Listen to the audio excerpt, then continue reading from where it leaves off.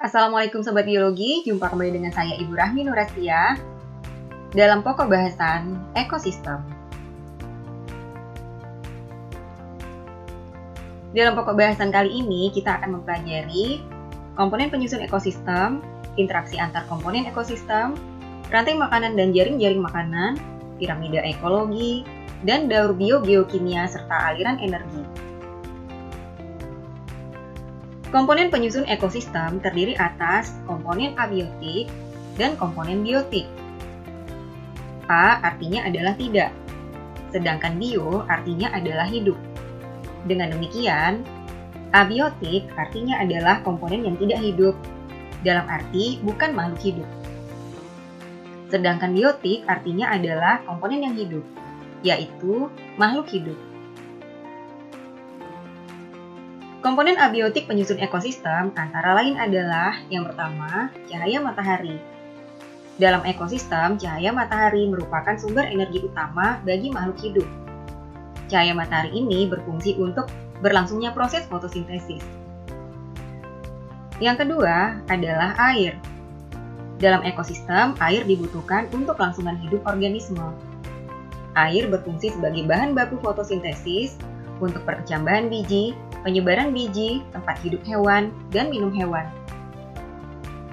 Selanjutnya adalah udara. Dalam ekosistem, udara merupakan sumber gas yang diperlukan makhluk hidup seperti nitrogen, karbon dioksida, dan oksigen. Selanjutnya adalah kelembaban. Kelembaban merupakan kandungan uap air di udara. Dalam ekosistem, kelembaban mempengaruhi penguapan air dari tubuh organisme. Komponen abiotik selanjutnya adalah suhu. Suhu mempengaruhi proses biokimia dalam tubuh organisme. Setiap makhluk hidup memiliki batas suhu minimal, batas suhu optimal, dan maksimal. Selanjutnya adalah tanah. Dalam ekosistem, tanah berfungsi sebagai tempat hidup berbagai jenis organisme dan tempat terdapatnya nutrien yang dibutuhkan oleh organisme. Komponen abiotik berikutnya yaitu topografi. Topografi adalah ketinggian tempat di atas permukaan laut. Semakin tinggi suatu tempat dari permukaan laut, maka semakin rendah suhu. Topografi dalam ekosistem mempengaruhi distribusi makhluk hidup. Komponen berikutnya yaitu iklim. Iklim adalah cuaca rata-rata di suatu tempat yang luas dalam jangka waktu yang lama. Dalam ekosistem, cuaca mempengaruhi komunitas tumbuhan dan kesuburan tanah. Komponen abiotik yang terakhir adalah pH. pH adalah derajat keasaman tanah atau air. Dalam ekosistem, pH mempengaruhi kecepatan metabolisme makhluk hidup. Komponen biotik penyusun ekosistem terdiri dari 4 macam, yaitu produsen, konsumen, dekomposer atau pengurai, dan detritivor. Produsen adalah semua organisme yang dapat mensintesis senyawa organiknya sendiri melalui proses fotosintesis, misalnya tumbuhan, cyanobacteria, dan alga. Konsumen adalah semua organisme heterotrof yang mendapatkan senyawa organik dari organisme lain dengan cara memakan atau menelan organisme lain.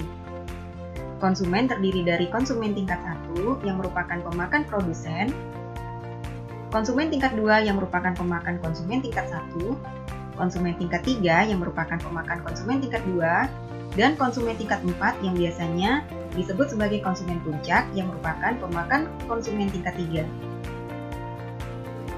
Konsumen tingkat 1 merupakan organisme herbivor atau pemakan tumbuhan. Sedangkan konsumen tingkat 2 merupakan karnivor, yaitu organisme pemakan daging. Demikian pula konsumen tingkat 3 dan konsumen tingkat 4 atau konsumen puncak. Selain herbivora dan karnivora, juga terdapat konsumen yang tergolong omnivora, yaitu organisme pemakan tumbuhan dan daging, misalnya ayam, tikus, dan manusia. Dekomposer atau pengurai adalah semua organisme yang mampu menguraikan sisa organisme mati maupun bangkai menjadi senyawa anorganik. Dalam ekosistem, dekomposer terdiri dari bakteri dan jamur. Selanjutnya, detritivore adalah semua organisme yang memakan serpihan atau hancuran jaringan makhluk hidup, baik jaringan hewan maupun jaringan tumbuhan.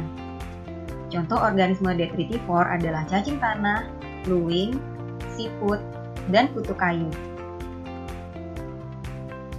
Dalam ekosistem terdapat satuan-satuan makhluk hidup yang menyusun ekosistem. Secara berurutan dari yang terkecil hingga yang terbesar adalah individu, populasi, komunitas, ekosistem, bioma, dan biosfer. Individu adalah makhluk hidup tunggal yang merupakan satuan fungsional terkecil penyusun ekosistem. Contohnya adalah seekor rusa, sebatang pohon, sebatang jamur, dan satu individu bakteri. Populasi adalah dua atau lebih individu sejenis yang menempati suatu daerah pada waktu tertentu. Individu sejenis adalah individu yang dapat saling kawin dan menghasilkan keturunan yang fertil, artinya keturunan yang dapat menghasilkan keturunan lagi. Contohnya adalah 2 ekor harimau, beberapa ekor rusa, ratusan bunga matahari, dan sekumpulan jamur. Komunitas adalah berbagai jenis makhluk hidup yang terdapat pada suatu daerah yang sama dan saling berinteraksi. Dengan demikian, anggota komunitas adalah berbagai jenis organisme, misalnya berbagai jenis hewan dan berbagai jenis tumbuhan. Ekosistem adalah kesatuan antara komponen biotik dan abiotik. Dalam ekosistem terjadi interaksi antara komponen biotik dan abiotik. Pada ekosistem yang berbeda, maka berbeda pula komponen biotik dan abiotik penyusunnya. Contohnya adalah ekosistem danau, ekosistem sawah, ekosistem hutan mangrove, dan ekosistem kolam. Ekosistem sawah dan ekosistem kolam merupakan ekosistem buatan manusia. Selanjutnya bioma. Bioma merupakan ekosistem besar yang meliputi daerah yang luas, yang dipengaruhi oleh letak geografi dan astronomi. Bioma memiliki ciri khas berupa vegetasi atau jenis tumbuhan yang dominan. Bioma juga dipengaruhi oleh iklim regional. Macam-macam bioma antara lain adalah bioma hutan hujan tropis, bioma padang rumput, bioma taiga, bioma tundra, bioma hutan gugur, dan bioma gurun. Bioma hutan hujan tropis merupakan bioma yang memiliki curah hujan yang tinggi, yaitu antara 200 hingga 350 cm per tahun, sehingga vegetasi yang dominan adalah pohon-pohon berbatang tinggi dan berdaun lebat. Sedangkan bioma padang rumput atau savana memiliki curah hujan yang sedang, yaitu antara 100 hingga 150 cm per tahun. Vegetasi yang dominan pada bioma ini adalah rumput. Bioma taiga memiliki curah hujan yang rendah, yaitu antara 35 hingga 40 cm per tahun. Vegetasi yang dominan pada bioma ini adalah tumbuhan konifer atau tumbuhan berdaun jarum. Sedangkan bioma tundra merupakan bioma yang memiliki suhu dan intensitas cahaya yang rendah. Hampir seluruh permukaannya tertutup oleh salju. Vegetasi yang dominan pada bioma tundra adalah lumut. Selanjutnya bioma hutan gugur. Bioma hutan gugur ini merupakan bioma yang memiliki curah hujan merata, yaitu antara 75 hingga 100 cm per tahun. Vegetasi yang dominan adalah pohon-pohon berdaun lebar yang hijau di musim dingin, kemudian berubah menjadi berwarna kuning hingga merah pada musim panas dan rontok pada musim gugur. Terakhir adalah bioma gurun. Bioma gurun merupakan bioma dengan curah hujan sangat rendah, yaitu kurang dari 20 cm per tahun. Evaporasinya sangat tinggi, dan vegetasi yang dominan adalah tumbuhan berdaun kecil, seperti kaktus. Satuan penyusun ekosistem yang paling besar adalah biosfer. Biosfer merupakan seluruh ekosistem yang ada di muka bumi. Biosfer meliputi ekosistem yang ada di atmosfer atau di udara, ekosistem yang ada di hidrosfer atau di air, dan ekosistem yang ada di litosfer, yaitu di daratan atau batuan. Dalam biosfer ini terjadi interaksi antar makhluk hidup dan antar makhluk hidup dengan atmosfer, hidrosfer, dan litosfer. Nah, setelah mengetahui komponen penyusun ekosistem, sekarang marilah kita pelajari interaksi antar komponen dalam ekosistem. Interaksi yang pertama adalah interaksi antara komponen biotik dengan abiotik. Meskipun komponen abiotik ini tidak dapat dimakan, namun kehidupan makhluk hidup sangat tergantung pada komponen abiotik. Demikian pula sebaliknya, penyusun komponen abiotik ini sangat tergantung dari komponen biotik. Misalnya, tumbuhan dan mikroorganisme yang merupakan komponen biotik mempengaruhi ketersediaan nutrien di dalam tanah. Akar tumbuh-tumbuhan dapat mencegah hanyutnya lapisan humus di permukaan tanah. Selain itu, daun-daun tumbuhan yang gugur dapat membusuk dan bercampur dengan tanah untuk membentuk humus, sehingga kesuburan tanah tetap terjaga. Sebaliknya, komponen abiotik seperti air sangat diperlukan oleh tumbuhan untuk bahan baku fotosintesis. Tanpa adanya air, fotosintesis tidak akan berlangsung. Dengan demikian, ketersediaan air sangat mempengaruhi kehidupan tumbuh-tumbuhan. Interaksi antar komponen biotik terdiri dari yang pertama adalah kompetisi, yaitu persaingan untuk mempertahankan hidup. Kompetisi dapat terjadi antar individu dalam satu spesies atau yang dinamakan dengan intraspesies, misalnya dalam hal memperebutkan pasangan. Selain itu, kompetisi juga dapat terjadi pada organisme yang berbeda spesies atau dinamakan dengan interspesies. Misalnya dalam hal memperebutkan makanan dan wilayah teritorial. Yang kedua adalah predasi, yaitu peristiwa memangsa dan dimangsa. Hewan yang dimangsa dinamakan dengan mangsa, sedangkan hewan yang memangsa dinamakan dengan predator. Jadi ini adalah predator dan ini adalah mangsa. Interaksi antar komponen biotik selanjutnya yaitu simbiosis. Simbiosis adalah hubungan timbal balik antar dua organisme yang berbeda spesies. Simbiosis dapat dibedakan menjadi yang pertama adalah simbiosis mutualisme, yaitu hubungan yang saling menguntungkan. Misalnya, hubungan antara lebah dan bunga.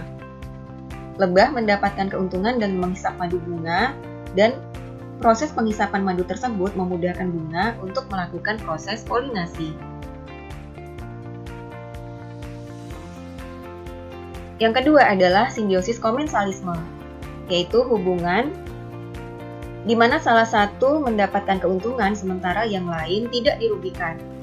Misalnya hubungan antara ikan remora dengan ikan hiu. Ikan remora mendapatkan makanan dari sisa-sisa makanan ikan hiu, sedangkan ikan hiu tidak diuntungkan dan juga tidak dirugikan. Berikutnya adalah simbiosis parasitisme, yaitu hubungan di mana salah satu mendapatkan keuntungan, sedangkan yang lain tidak dirugikan. Misalnya, hubungan antara benalu yang hidup di batang pohon jambu.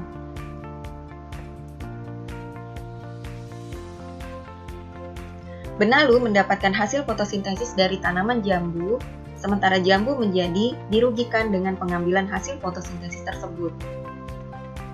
Simbiosis berikutnya yaitu amensalisme. Amensalisme merupakan hubungan di mana salah satu merugikan organisme lain sementara proses perugikan tersebut tidak juga menguntungkan dirinya. Misalnya hubungan antara pinus dengan tumbuhan di sekitarnya. Pinus mengeluarkan zat alelopati untuk menghambat pertumbuhan tumbuhan di sekitarnya, sementara terhambatnya pertumbuhan-tumbuhan tersebut tidak juga memberikan keuntungan bagi pinus.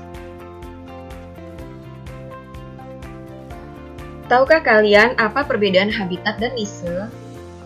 Habitat adalah tempat yang sesuai bagi makhluk hidup untuk melakukan semua aktivitas hidupnya. Sedangkan niche atau relung merupakan peranan atau fungsi suatu organisme dalam ekosistem. Organisme yang berbeda spesies dapat menempati habitat yang sama dengan niche yang berbeda. Contohnya adalah semut dan jamur yang menempati pohon tumbang. Apabila organisme berbeda spesies menempati habitat yang sama namun dengan relung yang berbeda, maka mereka akan hidup berdampingan tanpa ada yang dirugikan. Sementara apabila organisme berbeda spesies menempati habitat yang sama dengan relung yang sama, maka akan terjadi kompetisi. Dengan demikian, salah satu di antara mereka akan mengalami penyingkiran atau tersingkirkan. Nah, sekarang marilah kita pelajari rantai makanan dan jaring-jaring makanan. Rantai makanan adalah jalur makan dan dimakan dari organisme pada suatu tingkatan trofik ke tingkatan trofik berikutnya yang membentuk urutan dan arah tertentu. Rantai makanan menentukan jalur energi dan daur materi unsur-unsur kimia di alam. Terdapat dua macam rantai makanan, yaitu rantai makanan perumput dan rantai makanan detritus. Rantai makanan perumput dimulai dengan tumbuhan sebagai produsen.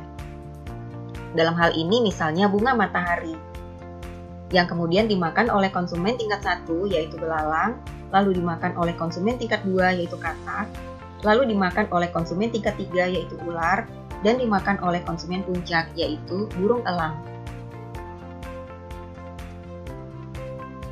Rantai makanan detritus dimulai dengan detritus, yaitu serpihan-serpihan jaringan organisme mati, seperti misalnya daun yang gugur. Daun yang gugur ini kemudian dimakan oleh detritivor sebagai konsumen tas 1. Misalnya adalah cacing tanah. Kemudian cacing tanah dimakan oleh konsumen 2, yaitu tikus, dan tikus kemudian dimakan oleh konsumen puncak, yaitu burung elang.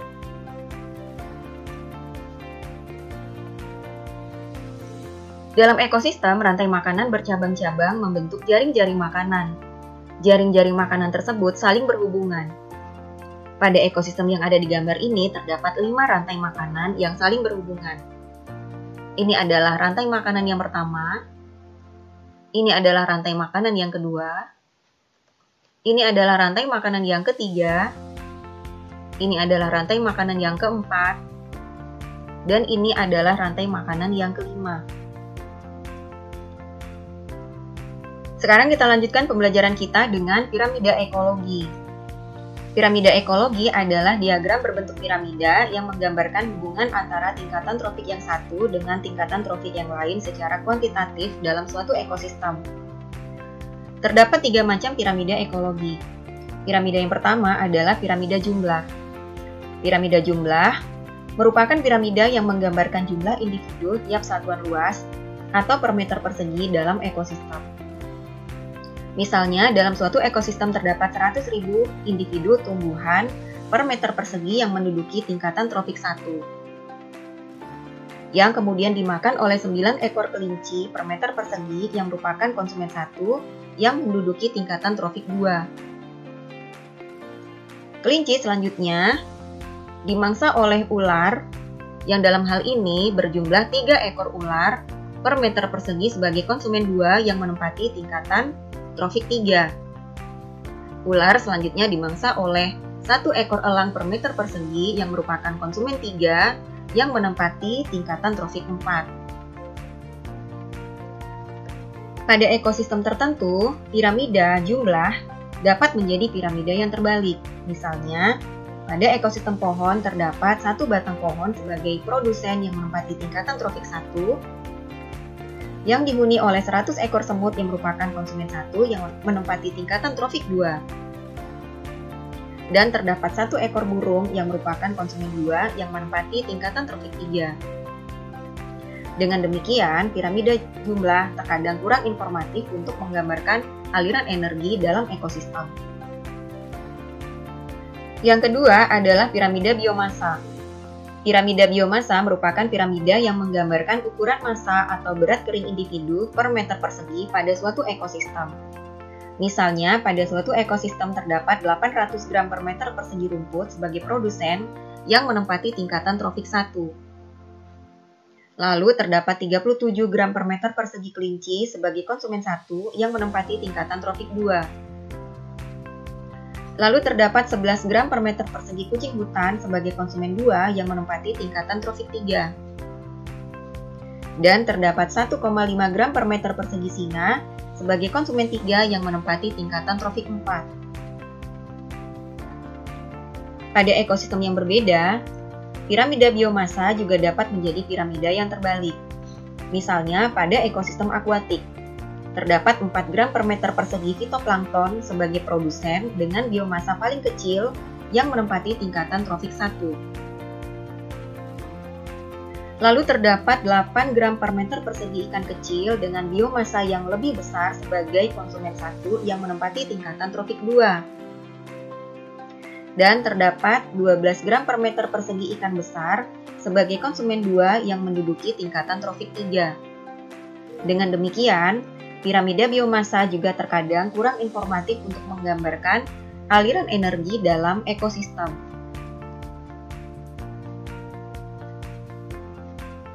Selanjutnya adalah piramida energi. Piramida energi merupakan piramida yang menggambarkan jumlah energi yang tersedia pada tiap tingkatan trofik. Piramida energi ini tidak pernah berada dalam keadaan yang terbalik, dikarenakan pada biomasa yang sama dari organisme yang berbeda belum tentu mempunyai kandungan energi yang sama. Misalnya, tumbuhan bunga matahari yang menempati tingkatan tropik 1 memiliki energi sebesar 100.000 Joule per meter persegi per hari yang tersedia bagi belalang sebagai konsumen 1 yang menempati tingkatan tropik 2. Karena tidak semua energi yang tersedia oleh bunga matahari dapat diambil seluruhnya oleh belalang, maka belalang yang menempati tingkatan tropik 2 ini hanya dapat menyimpan energi sebesar 1000 Joule per meter persegi per hari. Selanjutnya, katak sebagai konsumen 2 yang menempati tingkatan tropik 3 juga tidak dapat mengambil seluruh energi yang tersedia pada belalang. Sehingga katak hanya dapat menyimpan energi sebesar 100.000 Joule per meter persegi per hari. Selanjutnya, ular yang memangsa katak sebagai konsumen 3 yang menempati tingkatan tropik 4 juga hanya dapat menyimpan energi sebesar 10 Joule per meter persegi per hari dari seluruh energi yang disediakan oleh katak. Berdasarkan piramida energi ini, terlihat bahwa hanya 10% energi yang berasal dari tingkatan tropik sebelumnya yang dapat disimpan oleh tingkatan tropik berikutnya. Hal ini disebabkan karena, yang pertama, hanya sejumlah makanan tertentu yang dapat ditangkap dan dimakan oleh tingkatan tropik selanjutnya. Sebagian makanan yang dimakan tidak dapat dicerna, sehingga dikeluarkan sebagai sampah atau zat sisa pencernaan atau sebagai fases. Alasan yang ketiga adalah hanya sebagian makanan yang berhasil dicerna yang dapat menjadi bagian tubuh organisme. Sementara yang lainnya digunakan sebagai energi untuk aktivitas hidupnya, misalnya untuk bergerak. Sekarang marilah kita pelajari daur biogeokimia dan aliran energi. Daur biogeokimia adalah siklus unsur atau senyawa kimia yang mengalir dari komponen abiotik ke biotik dan kembali lagi ke komponen abiotik. Semua organisme memerlukan unsur-unsur kimia seperti karbon, hidrogen, oksigen, nitrogen, sulfur, dan juga fosfor untuk menyusun struktur tubuhnya. Perlu kalian ketahui bahwa tumbuhan dan hewan memiliki perbedaan dalam perolehan unsur-unsur kimia tersebut. Tumbuhan mengambil unsur-unsur kimia dalam bentuk senyawa anorganik yang diperoleh oleh tumbuhan dari dalam tanah, air, maupun udara. Oleh sebab itu, jika kita ingin tanaman kita tumbuh dengan subur, kita tidak dapat memberikan daging atau bahkan fases pada tanah tempat tanaman kita tumbuh, karena daging dan fases mengandung senyawa organik. Senyawa organik yang terkandung dalam daging maupun fases harus diuraikan terlebih dahulu atau didekomposisi terlebih dahulu oleh dekomposer menjadi senyawa anorganik. Baru kemudian dapat diambil oleh tumbuhan. Unsur-unsur tersebut selanjutnya melalui proses fotosintesis diubah menjadi senyawa organik yang tersimpan di dalam tubuh tumbuhan. Sebaliknya, hewan mengambil unsur-unsur kimia tersebut dalam bentuk senyawa organik. Senyawa organik ini didapatkan oleh hewan dengan cara memakan tumbuhan maupun memakan hewan lain yang telah memakan tumbuhan. Dengan demikian, predator mendapatkan unsur kimia dari hewan yang dimangsanya. Daur karbon. Karbon tersedia dalam jumlah yang banyak dalam bentuk senyawa anorganik berupa karbon dioksida yang terdapat di atmosfer. Senyawa ini diambil oleh tumbuhan, alga, dan cyanobacteria melalui proses fiksasi. Selanjutnya, CO2 diubah menjadi karbon organik pada tubuh tumbuhan melalui proses fotosintesis. Hewan mendapatkan karbon dengan memakan tumbuhan melalui proses konsumsi. Senyawa karbon organik selanjutnya kembali dilepaskan ke udara dalam bentuk senyawa anorganik berupa karbon dioksida oleh hewan dan tumbuhan melalui proses respirasi. Selanjutnya, apabila hewan dan tumbuhan mati, maka senyawa karbon organik yang ada pada tubuh hewan maupun tumbuhan tersebut diuraikan oleh mikroorganisme pengurai melalui proses dekomposisi. Sebagian hasil penguraian tersebut juga melepaskan karbon dioksida ke atmosfer. Sedangkan sebagian lagi diuraikan secara tidak sempurna sehingga terbentuklah bahan bakar fosil berupa minyak bumi. Selanjutnya, aktivitas pabrik yang menggunakan kayu dan minyak bumi melalui proses pembakaran melepaskan CO2 kembali ke udara.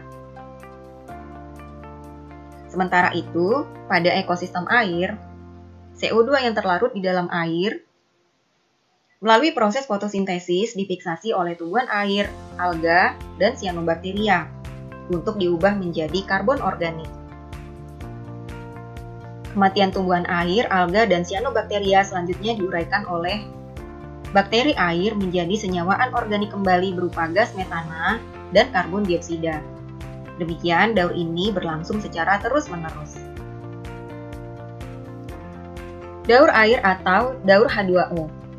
Kandungan air yang paling banyak di muka bumi adalah pada air laut. Sebagian lainnya terdapat di permukaan tanah dan di dalam tubuh tumbuhan. Air mengalami penguapan melalui proses evaporasi dan transpirasi. Evaporasi adalah penguapan air laut maupun air permukaan tanah, sedangkan transpirasi adalah penguapan air oleh tumbuhan. Hasil evapotranspirasi selanjutnya membentuk gumpalan uap air dalam bentuk awan. Awan selanjutnya jatuh sebagai titik-titik air hujan yang disebut dengan presipitasi. Air presipitasi ini menimbulkan aliran air permukaan yang kemudian membawanya ke tempat yang paling rendah. Sementara sebagian air presipitasi lainnya mengalami infiltrasi atau masuk ke dalam pori-pori tanah, sehingga muncullah aliran air di dalam tanah. Aliran air di dalam tanah ini dinamakan dengan air perkolasi. Demikian proses ini berlangsung secara terus-menerus. Daur nitrogen. Unsur nitrogen yang paling banyak adalah terdapat di udara dalam bentuk senyawa anorganik N2. Senyawa berbentuk gas ini tidak dapat diambil oleh tumbuhan, karena tumbuhan mengambil senyawa nitrogen dalam bentuk nitrat melalui akar tumbuhan yang ada di dalam tanah. Untuk dapat memindahkan unsur nitrogen dari udara ke dalam tanah, dibutuhkan bantuan bakteri yang dapat memfiksasi nitrogen. Misalnya adalah bakteri Rhizobium yang hidup pada bintil akar tanaman kacang-kacangan atau Leguminosae. Ataupun bakteri yang hidup bebas di dalam tanah, misalnya adalah Azotobacter. Nitrogen yang telah difiksasi tersebut selanjutnya melalui proses amonifikasi oleh bakteri amonifikasi diubah menjadi amonium atau NH4. Amonium selanjutnya melalui proses nitrifikasi oleh bakteri nitrifikasi diubah menjadi nitrit dan menjadi nitrat. Nitrat selanjutnya diambil oleh tumbuhan dan melalui proses fotosintesis, nitrat diubah menjadi nitrogen organik yang disimpan di dalam tubuh tumbuhan. Apabila hewan memakan tumbuhan, maka hewan mendapatkan nitrogen dalam bentuk nitrogen organik dari tumbuhan.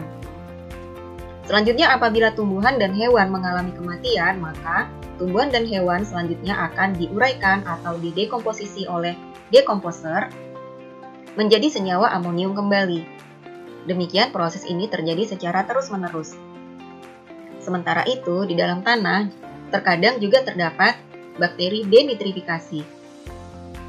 Bakteri denitrifikasi ini dapat mengubah senyawa nitrat menjadi nitrogen yang dilepaskan ke udara. Dengan demikian, bakteri denitrifikasi ini dianggap sebagai bakteri yang merugikan karena dapat mengurangi kesuburan tanah. Daur fosfor. Sumber fosfor terbesar adalah pada batuan dan endapan yang berasal dari sisa-sisa makhluk hidup. Dengan adanya aliran air, sumber ini akan mengalami pelapukan dan erosi sehingga fosfor akan terlepas ke dalam tanah menjadi fosfat anorganik atau ion fosfat. Ion fosfat selanjutnya diambil oleh tumbuhan dan melalui proses fotosintesis ion fosfat diubah menjadi fosfat organik yang tersimpan di dalam tubuh tumbuhan. Apabila hewan memakan tumbuhan, maka hewan akan mendapatkan fosfat organik dari tumbuhan. Selanjutnya, apabila hewan dan tumbuhan mati, maka jaringan hewan dan tumbuhan akan berubah menjadi detritus yang kemudian dimanfaatkan oleh detritivor sebagai sumber makanannya. Kemudian, oleh mikroorganisme pengurai, tumbuhan, hewan, dan detritivor yang telah mati akan diuraikan menjadi fosfat anorganik kembali di dalam tanah. Fosfat anorganik selanjutnya dapat diambil kembali oleh tumbuhan. Sementara, sebagian dari fosfat anorganik hanyut dalam ekosistem air menjadi fosfat terlarut dan mengalami pengendapan serta pemadatan. Pengendapan dan pemadatan fosfat lama-kelamaan membentuk batuan. Apabila batuan mengandung fosfor terangkat ke permukaan, maka batuan tersebut akan kembali mengalami pelapukan dan melepaskan fosfat anorganik kembali ke dalam tanah. Demikian proses ini terjadi secara terus-menerus. Selanjutnya adalah daur sulfur. Di alam, sulfur atau belerang terkandung di dalam tanah dalam bentuk sulfur anorganik atau SO4.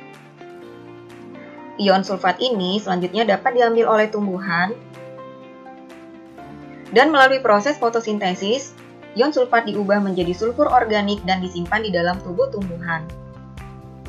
Apabila hewan memakan tumbuhan, maka hewan mendapatkan sulfur organik dari tumbuhan. Selanjutnya, apabila tumbuhan dan hewan mati, maka sulfur organik diuraikan oleh dekomposer menjadi sulfur anorganik kembali untuk kemudian dapat diambil kembali oleh tumbuhan. Sebagian hasil penguraian sulfur organik berubah menjadi batuan dan bahan bakar fosil.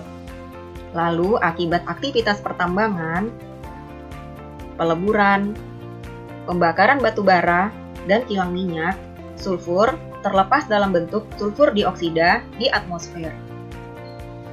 Sebagian hasil penguraian sulfur organik lainnya berubah menjadi endapan sulfur di dasar laut.